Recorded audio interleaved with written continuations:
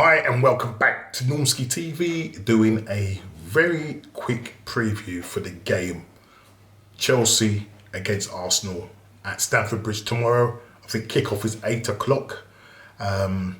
Yes, another dead rubber game, absolutely. And listen, Man City have secured the title. Leicester beating Man United today at Old Trafford, 2-1. Ollie had to ring the changes because, listen, he's got to play another game in 48 hours against Liverpool on Thursday. So it's a mad thing the way the Premier League have got the game set up. It's mad, and no doubt the Liverpool fans are going to be up in arms. Maybe Klopp might have something to say about it, but the chance of Liverpool getting into the top four seems to be going to be a tall order. With Leicester, making it pretty much safe. It's still a couple of games to go. I know, Liverpool have got a few games to play. They can still win all their games and end up on 69 points. Leicester on 66 at the moment currently. There's a big game, obviously, on Thursday. I think if Man United beat Liverpool at home, then the chances are, then that was a game that was rearranged because of the protests, so they've ended up playing within 48 hours, so they're going to be playing on Thursday.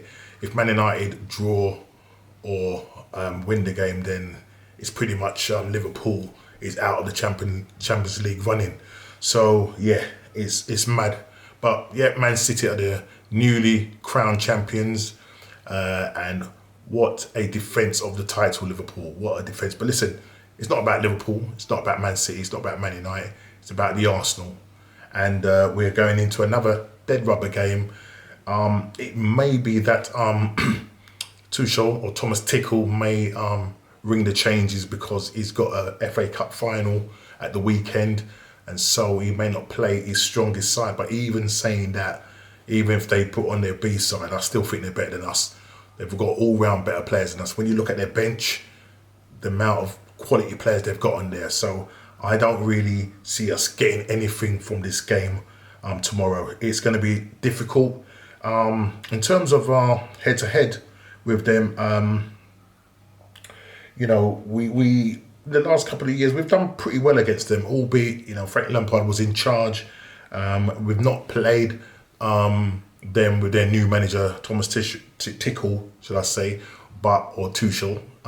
But what I would say is that he's got this team now playing the proper football, the quality football that they're playing. They are so composed in defence, in the midfield. They're strong up front, and they've got a pretty much balanced side. Before that, Frank Lampard was in charge. We beat them back in December. I think it was Boxing Day. We beat them 3-1. Didn't expect to win that game.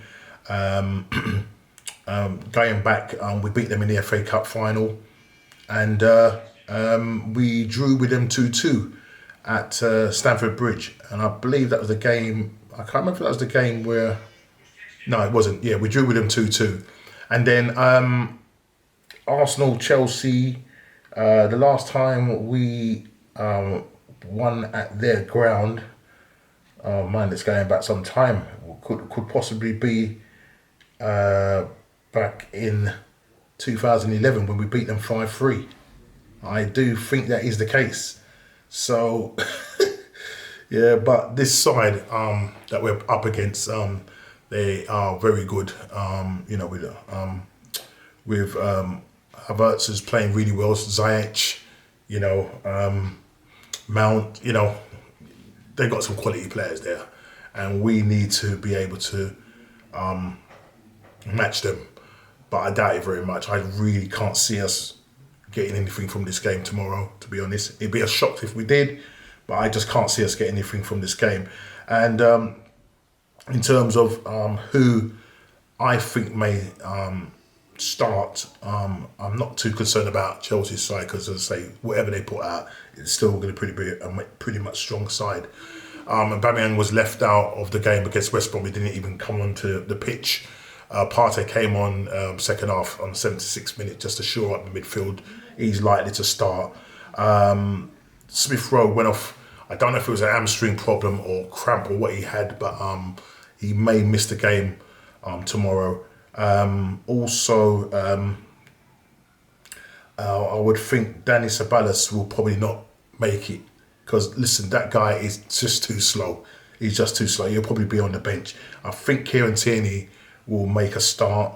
And Saka, Pepe, those are the people that I'm expecting to make up the squad or be in the squad. So in terms of my possible predicted lineup, who I'd like to see up front with Smith Rowe possibly missing the game.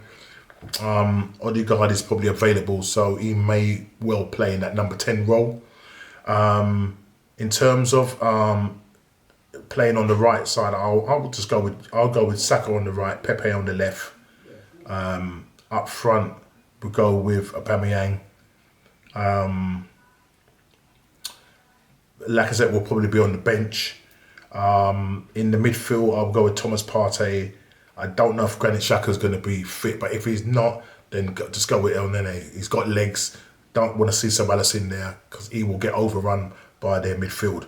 I mean, when you look at their midfields, Kante, Kante, Jorginho, these guys, Ziyech, Mount, these are quality players. So I can't afford to see Ceballos playing in the middle of the park. It has to be someone that's got legs. So I'd probably like to see El Nene partnering Partey. Also in goal, he'll probably go with Leno.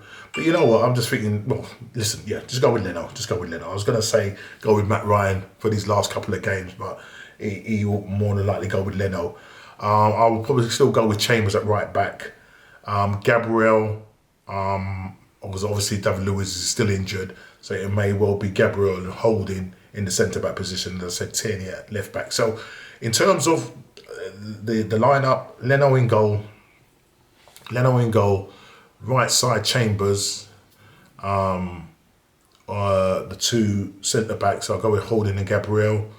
Mate, I'll tell you what, Holding's probably gonna get run ragged, but listen, he's gonna have to go with him. I don't think Pablo Mari is gonna make this game. So Gabriel and Holding at the left back, Kieran Tierney. The pivot, go with Partey and El Nene. On the right hand side, go with Saka, Odegaard in the hole, Pepe on the left, and Aubameyang up front.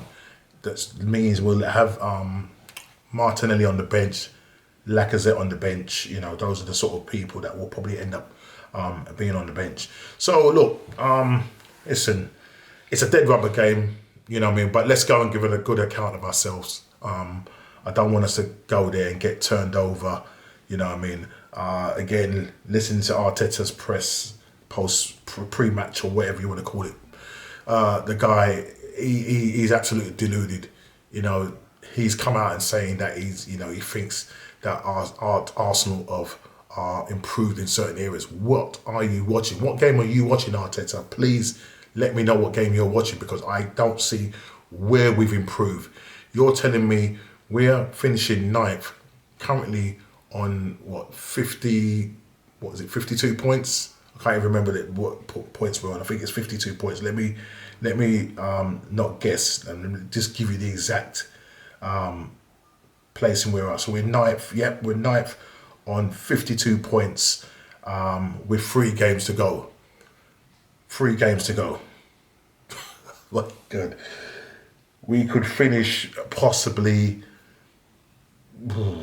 I don't even think we may not even hit the 60 mark. So this will probably be one of the lowest points tally that Arteta has got this club to. Do you know what I mean? Absolutely ridiculous. But let's say tomorrow we go to Stamford Bridge and we'll see what happens there. So yeah, we're lying 9th. Let's just try and finish as high as up the table as we can, and we go again next season. But I want to go again without Arteta. But we all know this guy, watching him in the interview today, the guy looked like he was under no pressure whatsoever. The smug look on his face, he just sat there answering the questions. You could see there was no pressure. The owners still haven't come out and said anything about what's happening in regards to his future, or just generally anything, you know, with regards to how we exited against Villarreal in Europa. Silent Stan and his family.